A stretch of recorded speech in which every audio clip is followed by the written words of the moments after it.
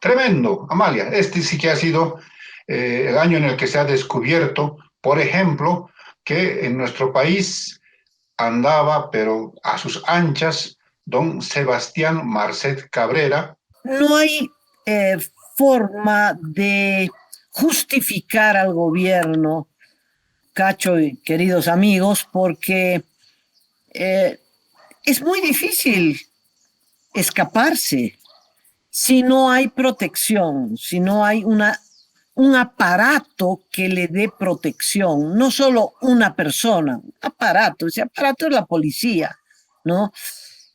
Y luego en 2 años monta una infraestructura que le permite exportar toneladas de droga, toneladas de droga.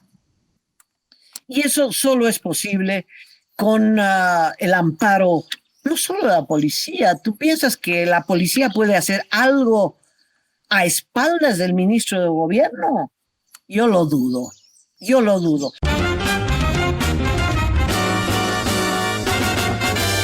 Esto es Cabildeo Digital.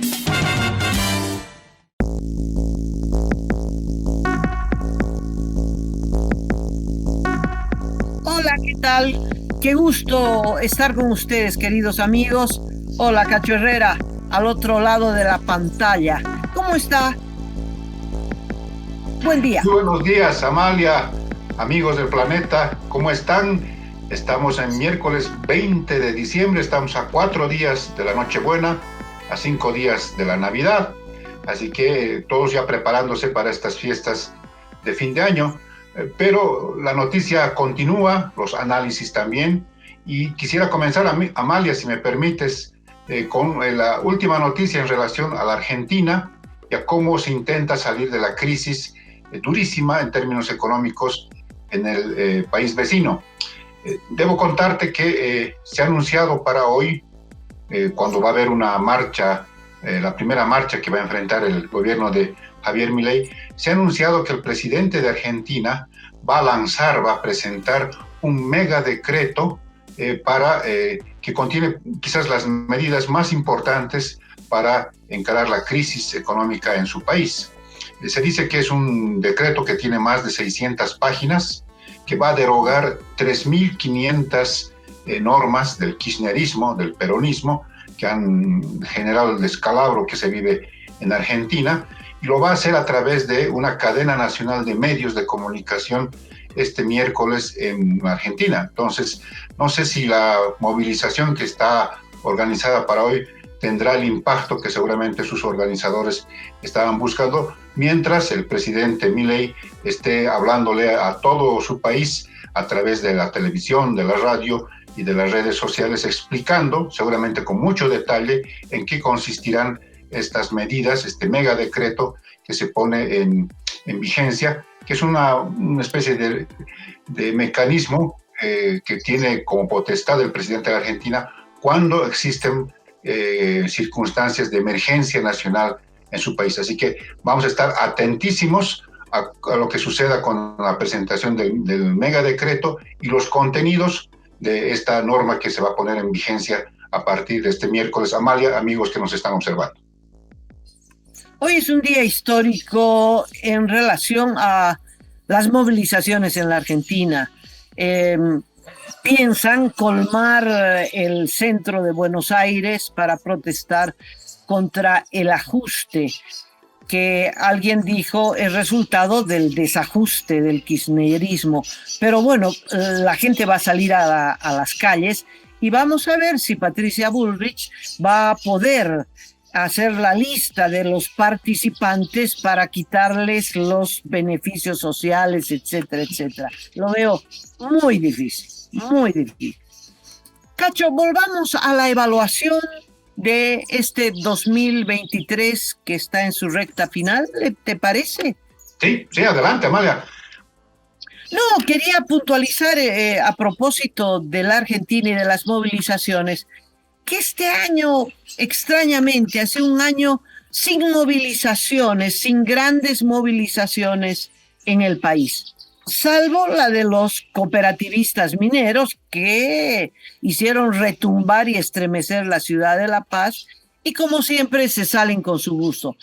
Pero movilizaciones con causas justas, movilizaciones de la oposición, no han habido ninguna. Creo que tiene que ver con el cansancio de lo que fue el 21 y el 22, la gran lucha de los 36 días por el censo 2023, que no se logró, pero se realizará el próximo año.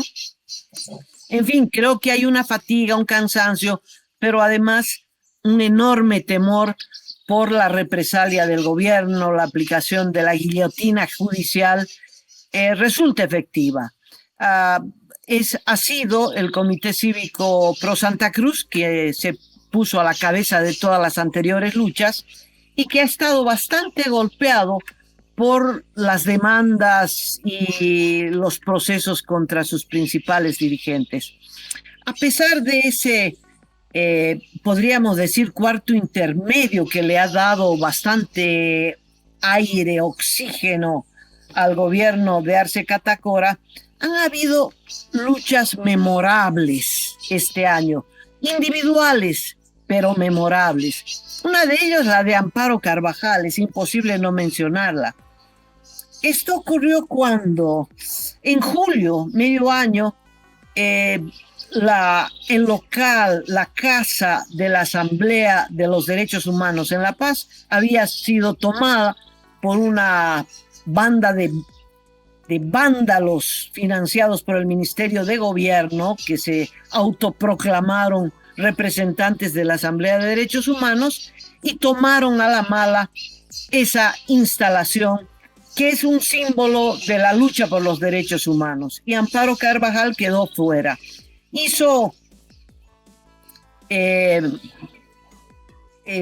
Movilizó a un sector interesante de la población, hizo vigilia, pero era en la parte de atrás, no la veía nadie, hasta que se trasladó a la avenida central, a avenida 6 de agosto, y esa escalera es histórica, puso la escalera y se subió, y allí se quedó prácticamente en huelga de hambre, en vigilia, pero no había como subirle regularmente los alimentos, el aseo, en fin, y logró la mitad de lo que se proponía, logró desalojar a quienes ocupaban ilegalmente esas instalaciones, pero no logró recuperar para la Asamblea de Derechos Humanos, la legítima, la encabezada por Amparo Carvajal, pues no logró recuperar esas instalaciones. Algún día se logrará.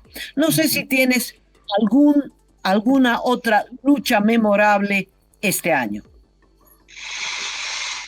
Quizás más que una lucha en concreto es razonar sobre por qué esta quietud en términos de movilizaciones en nuestro país. Y en mi criterio tiene una clave, tiene un hecho que de alguna manera promueve esta quietud. Es la detención y luego el encarcelamiento de quizás el principal opositor en términos de lucha callejera, del gobernador de Santa Cruz, Luis Fernando Camacho, ¿no? Estamos a días, el 28 de diciembre, el Día de los Inocentes, se detuvo al gobernador en Santa Cruz, se lo trajo a La Paz y 2 días después, el 30 de diciembre, ya estaba en Chonchocoro. Y como tú has dicho muy bien, no se produjo a partir de ese momento ninguna marcha masiva en Santa Cruz, ningún cabildo, como los que nos tenían acostumbrados los ciudadanos de Santa Cruz, y quizás eso también ha bajado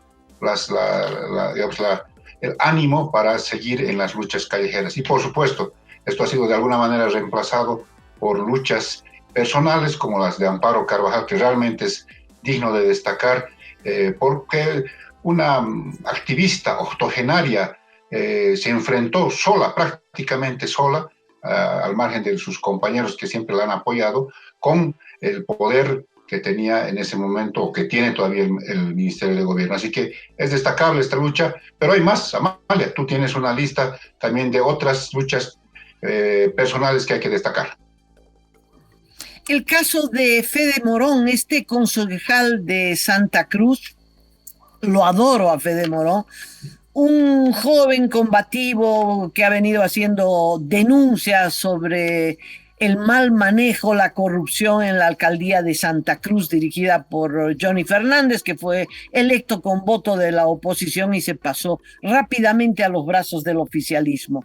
Bueno, Fede Morón fue acusado falsamente de participar en el negociado de los ítems fantasmas, es decir, de vender ítems y beneficiarse con el cobro de esos ítems, porque son fantasmas. No tenía nada que ver con esta acusación. Y al final, después de varios meses de detención, de proceso, él pataleando, diciendo no tengo nada que ver, me han montado este caso, resulta que el denunciante, porque era un denunciante, un tipo al que nadie lo conocía, tengo por ahí anotado su nombre, se llama Joshua Jan Noti. Jan Noti había sido yerno del alcalde que le presentó la denuncia por encargo del alcalde y que le pagaron. Él dice en su declaración, a mí me presentaron un papel y me dieron 1.000 bolivianos. Yo firmé el papel sin saber qué era, pero después se arrepintió y fue a la casa de Fede Morón, donde estaba detenido con detención domiciliaria, y le dijo, discúlpame, no sabía. Y se retractó. Fruto de eso, Fede Morón está libre. Bravo. Pero qué lucha la que dio, ¿ah? ¿Qué lucha? Quisieron replicar de mala manera, Amalia, en Santa Cruz, la gestión de Johnny Fernández, este escarmiento que de alguna manera se aplicó con Luis Fernando Camacho. O sea, ¿a qué me refiero? Es detener, enjuiciar, procesar a quien está generando complicaciones y con eso acallar al resto, ¿no? Porque además del concejal Federico Morón, que realmente lo hace muy bien en términos de fiscalización, está el concejal Juan Carlos Medrano, que también es de su bancada, está Mamén Saavedra, que es de Demócratas y que también lo tiene ahí bien marcado a Johnny Fernández. Entonces, ante tanta crítica, dijo, los voy a escarmentar metiendo a la cárcel a Federico Morón. No lo ha logrado, efectivamente, y la verdad que eso también es digno de destacar en nuestro balance. Una lucha que no tiene ese resultado feliz es la del presidente del Comité Cívico de Puerto Quijarro, Mario Ojopi, Así es. que es víctima de esta persecución y falsa acusación. Está perseguido y detenido desde la huelga de los 36 días, estoy hablando del año pasado, la lucha por el censo 2023. Resulta que en Puerto Quijarro, que es frontera con el Brasil, había la huelga y la policía salió con todo a lanzar gases y fruto de esos gases murió un empleado de la alcaldía. Los empleados de la alcaldía fueron obligados y volcados a destrozar los bloqueos, una alcaldía masista, y sus empleados salieron pues a desbloquear y desbloquear a la mala. Los cívicos resistieron y salió la policía, lanzó gases y fruto de los gases se ahogó uno de los empleados municipales. Bueno, el hijo del fallecido ha declarado públicamente que su padre no murió fruto de una supuesta terrible golpiza que le habrían dado los cívicos de Puerto Quijarro. No es cierto. Murió asfixiado por los gases, de tal modo que el responsable es el ministro de gobierno que administra la policía, y por encima del ministro de gobierno, el presidente del Estado plurinacional. A pesar de la declaración del hijo, ¿verdad? Pues no, a Mario Enrique Rodríguez Ojopi, así se llama, eh, sigue perseguido y ahora lo más que ha logrado es que lo lleven a la cárcel de Puerto Quijarro, por lo menos cerca de la familia y no detenido en Santa Cruz. Pero ha sido una lucha tenaz y sigue siendo una lucha como la de todos los presos políticos. Esos son los tres casos que quería mencionar como luchas individuales notables de este año 2023. Así es. Adicionalmente, Amalia, amigos, existen evidencias que dan cuenta de que la persona que falleció, este funcionario municipal, en octubre, en el primer día del paro de los 36 días en Santa Cruz, hay unos chats, hay capturas de pantalla, hay audios de las conversaciones telefónicas en las que se le ordena ir al puente que une Puerto Quijarro con Corumbá para evitar el bloqueo de los cívicos, de los ciudadanos de ese municipio fronterizo.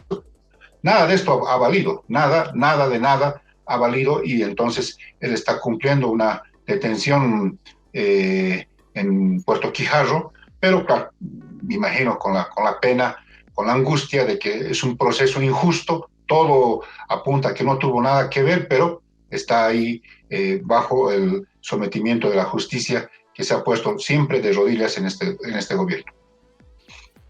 Cacho, te propongo pasar a uno de los temas más candentes en el país.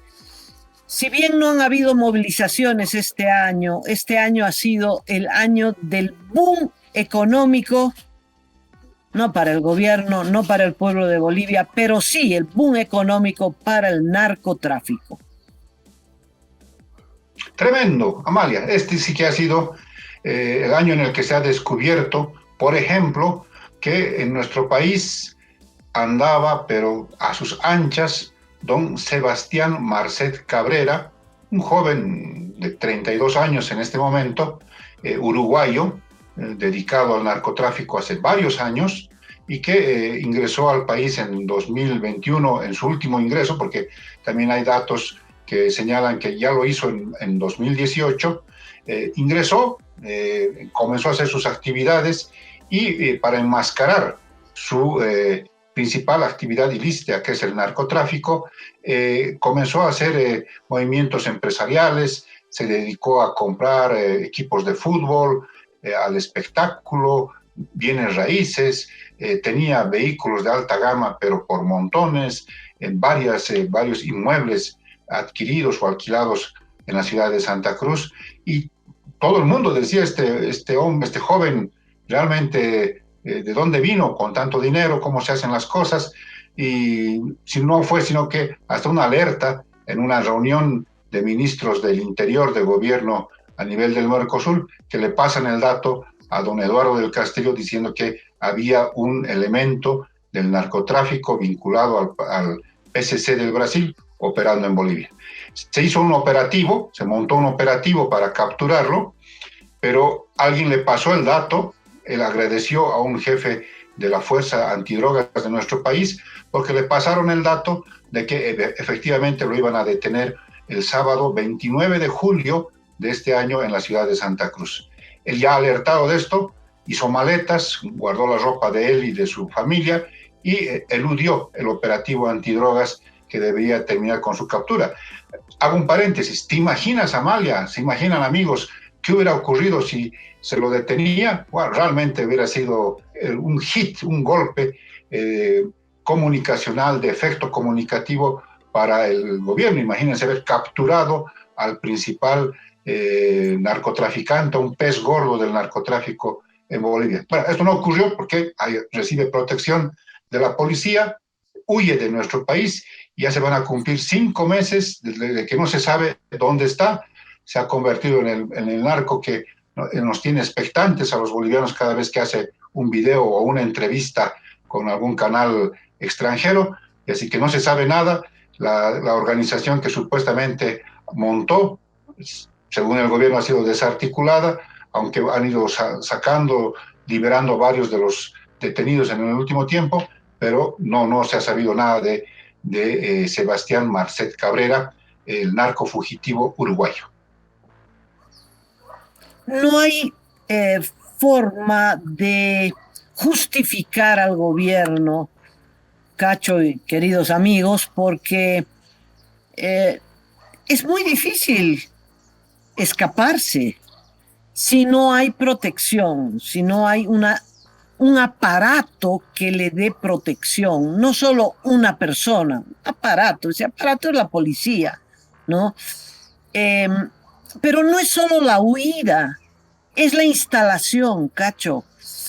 Si tú has ido de casualidad a renovar tu carnet de identidad, vas a ver que los funcionarios encargados de esta tarea son muy cuidadosos. Ven los antecedentes, en fin, los certificados de nacimiento, en fin. Marcet ya tenía carnet de identidad boliviano cuando estaba detenido en Dubái, por favor. Ya tenía residencia en Bolivia. Cuando llega acá, saca los carnets de identidad que quiere, con el nombre que quiere.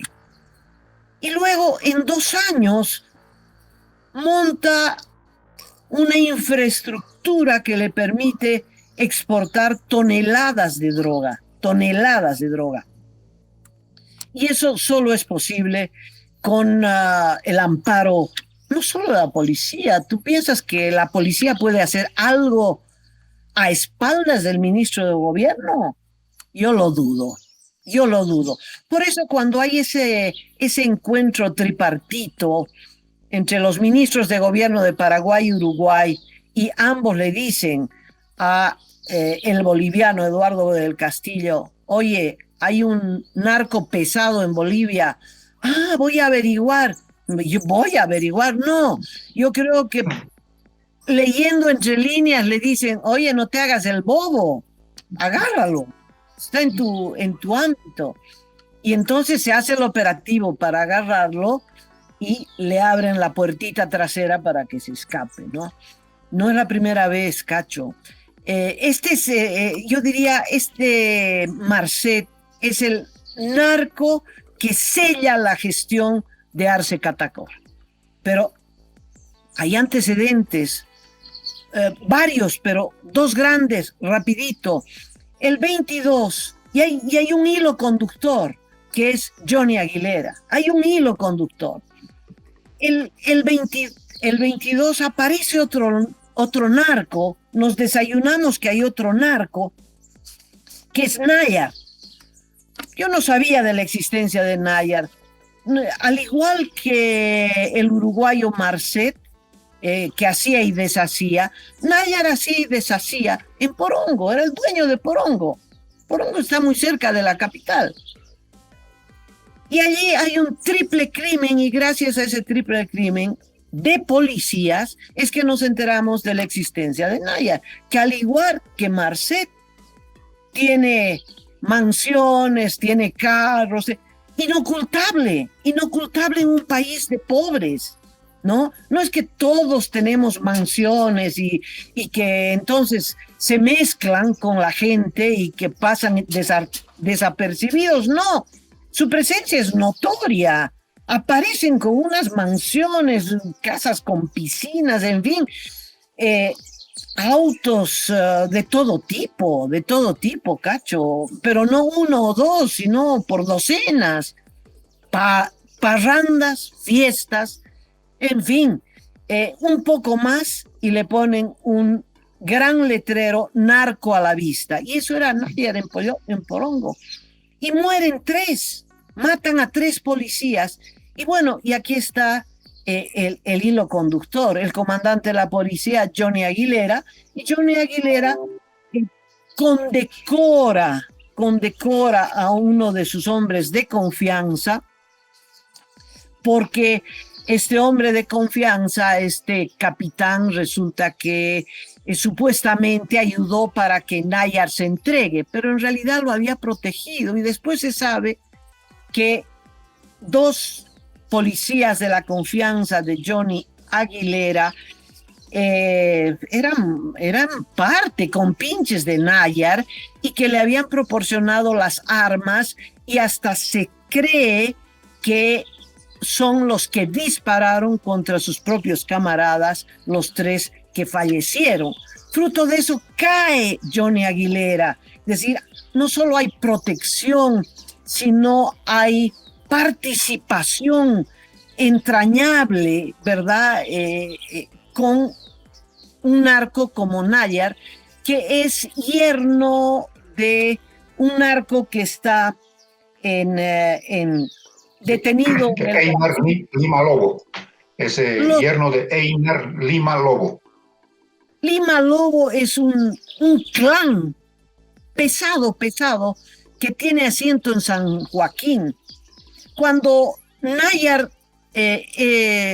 no es que es buscado, pero entra en arreglo con cómo, a ver, se va a entregar, no se va a entregar, le permiten viajar a San Joaquín en una aeronave, llega a San Joaquín, parece que deja plata y vuelve, y ahí sí lo muestran, ahí sí se entrega, entre comillas, porque ya no hay nada. Fruto de esa entrega, condecoran a uno de los compinches, ¿verdad?, de Johnny Aguilera.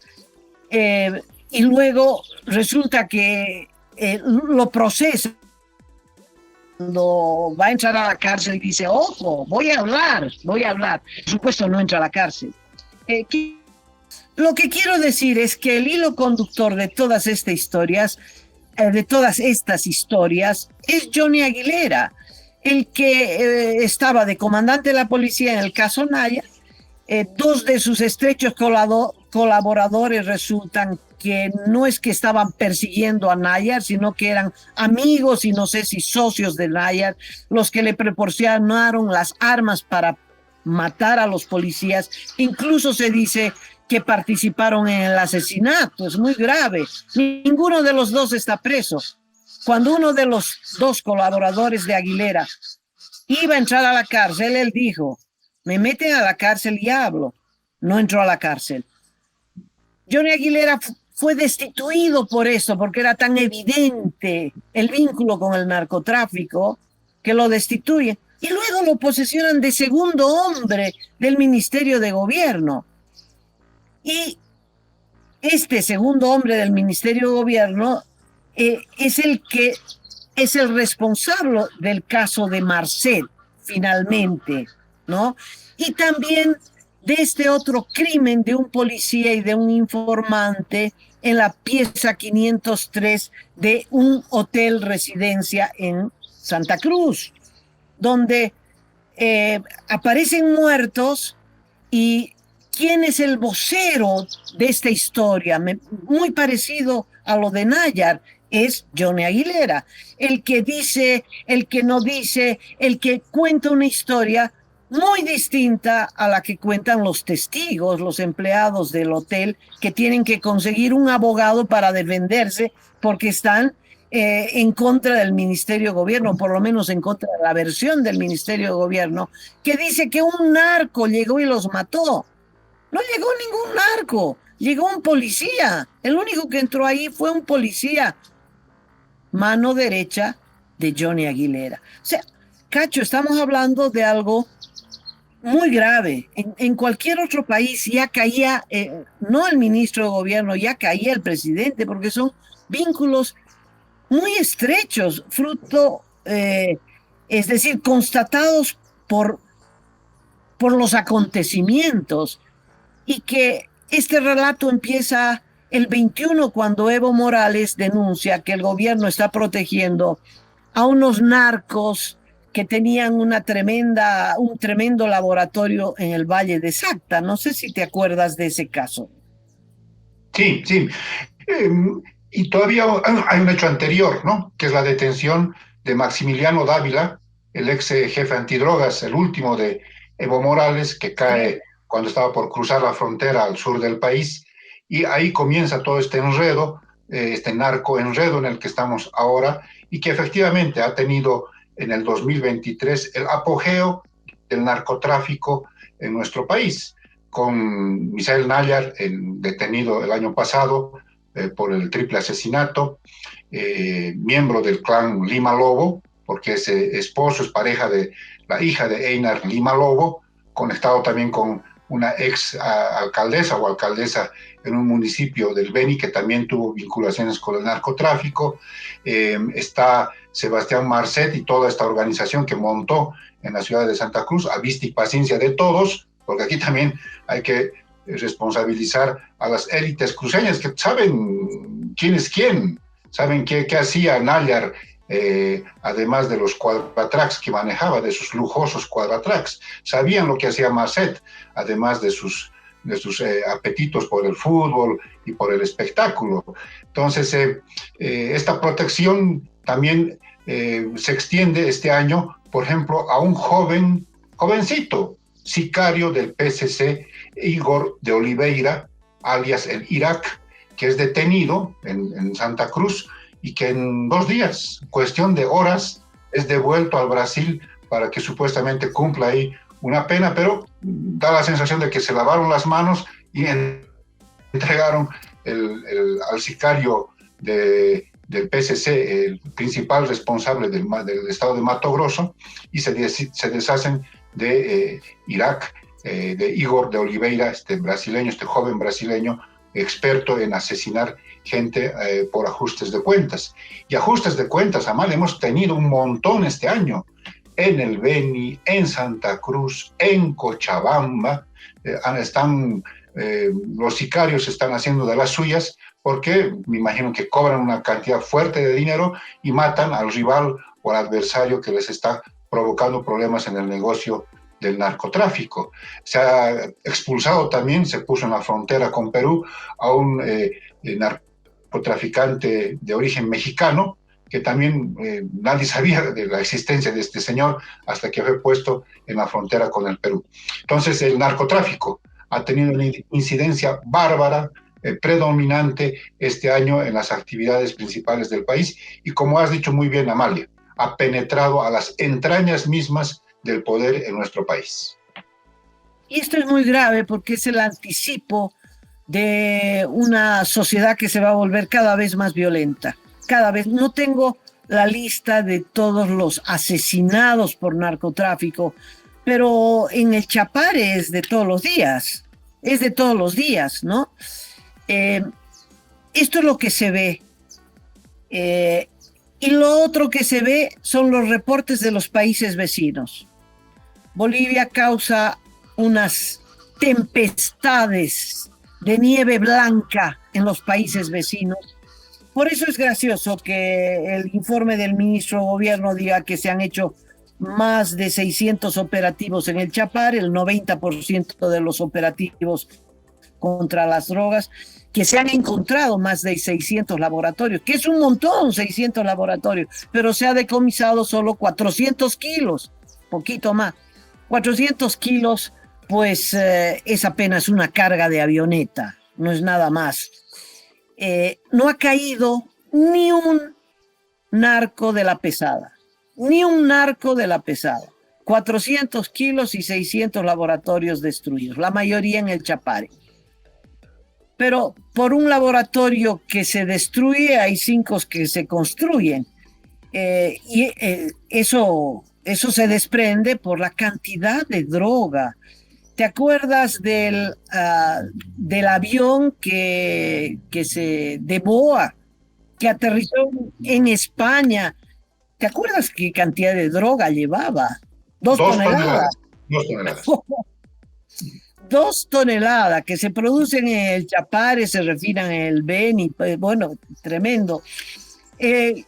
Todos los países están marcando decomisos récords en sus países. En Chile, Argentina, Paraguay, Brasil, es cocaína del país. Hay un apogeo. Y esto es lo que explica, Cacho, que la crisis económica, la falta de dólares en el Banco Central, tenga un colchón. Es decir, esa falta de dólares en el Banco Central no ha repercutido, no se ha convertido en un proceso inflacionario, porque hay, ¿no?, una cantidad de dólares indefinida, pero cerca de los 1.000 millones de dólares que genera el narcotráfico. Y que eso está en la plata de los narcos, que no es un cartel. sino que son muchos clanes familiares produciendo el narcotráfico. No solo en el Chapare, en el Alto, Santa Cruz, ¿no? La gente no sabrá leer y escribir muy bien, pero que sabe de química, sabe hacer laboratorios donde sea, aprovechando cualquier rincón de la casa, cualquier garaje, ahí hay un laboratorio de droga. Impresionante. Y el Beni, claro, es un espacio espectacular para el despegue de las avionetas. La droga que sale for export sale del Beni. Y bueno, esa es la situación del país, un país penetrado por todas sus arterias y venas a través del narcotráfico, y eso le conviene también al gobierno formal, ¿no? Porque la crisis económica tiene un colchonazo, ¿no? No se cae, porque hay esos dólares que circulan. Se compran casas, se compran autos, se compra de todo, refrigeradores, televisores, se compra de todo, de todo. La ropa usada está financiada por eso, la construcción está financiada por eso. En fin, la economía del país, esta economía informal que no tiene registro en el Banco Central, es narcotráfico. ¿A qué costo, Amalia? ¿A qué costo? Y tú misma lo has dicho. El costo va a ser la posibilidad de que tengamos un país muy violento en los próximos meses, en los próximos años, porque son mafias que no escatiman cuando se trata de defender sus territorios, sus plazas, como ellos las llaman. Y en Bolivia están operando mafias, carteles del narcotráfico del Brasil, de Colombia y de México. Estos dos últimos con menor intensidad porque han ido cediendo posiciones ante esta irrupción tan grande de los clanes del narcotráfico del Brasil, del PCC concretamente, que ahora tiene su ramificación en el PCU, en el primer comando de Uruguay, con Sebastián Marcet. Y esto va a ser muy grave. Imagínense lo que está ocurriendo, por ejemplo, en el Chapare. Aparece un grupo o dos muchachos montados en una motocicleta, se bajan y le pegan un tiro en la cabeza a las personas que están ocupando un vehículo. Pero bueno, qué sorpresa, Amalia, qué sorpresa. ¿De quién nos está visitando? La gata miau miau opina que la situación es gravísima, gravísima. Sí, para continuar, mientras tú disfrutas de miau miau, estamos anotando que realmente esto puede ser muy complicado, pero además hay otro efecto muy nocivo para la sociedad boliviana, y es que ha incrementado los niveles de consumo de droga en nuestro país de manera sideral. Los muchachos, los jóvenes, incluso personas mayores están consumiendo mucha droga, mucha marihuana, están consumiendo mucha cocaína, incluso está llegando al país drogas químicas como el fentanilo. Entonces, no están tomando en cuenta que la estabilidad económica, toda esta especie de burbuja económica en la que estamos producto del narcotráfico, a la larga va a tener un costo tremendo en términos sociales y familiares.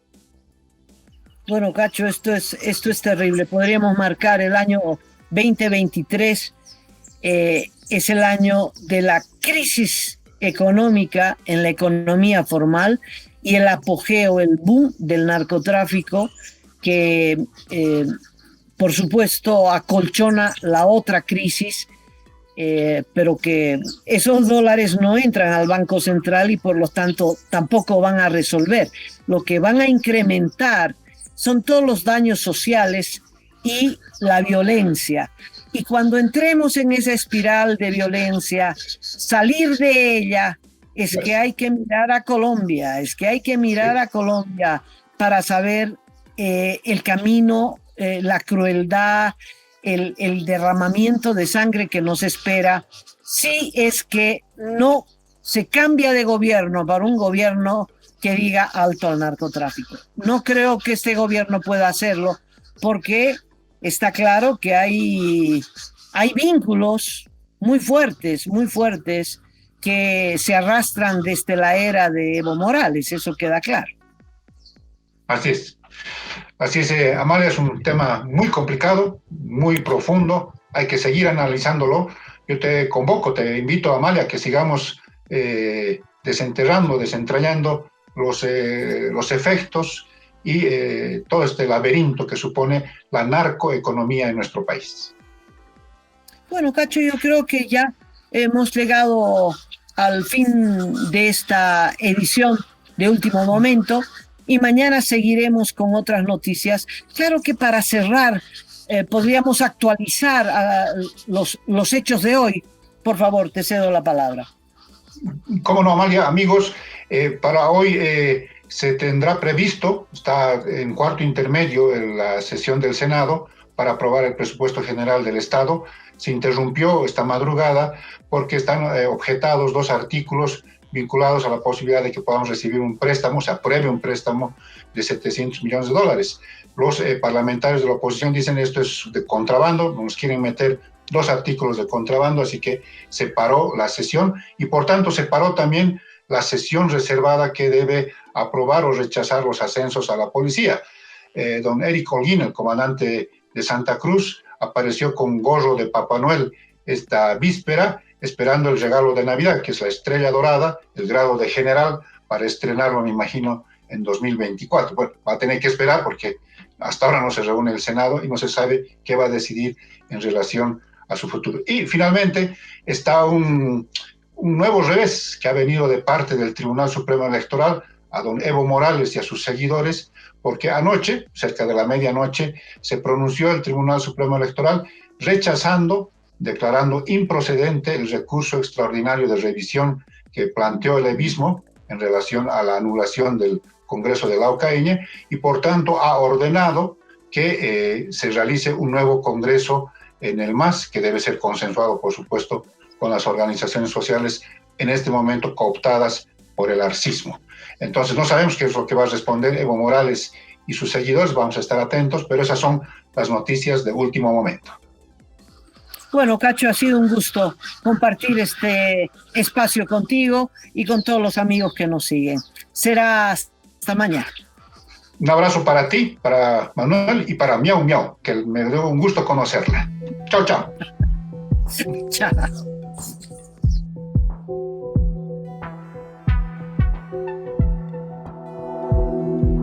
Aporta a Cabildeo Digital y apoya al periodismo independiente.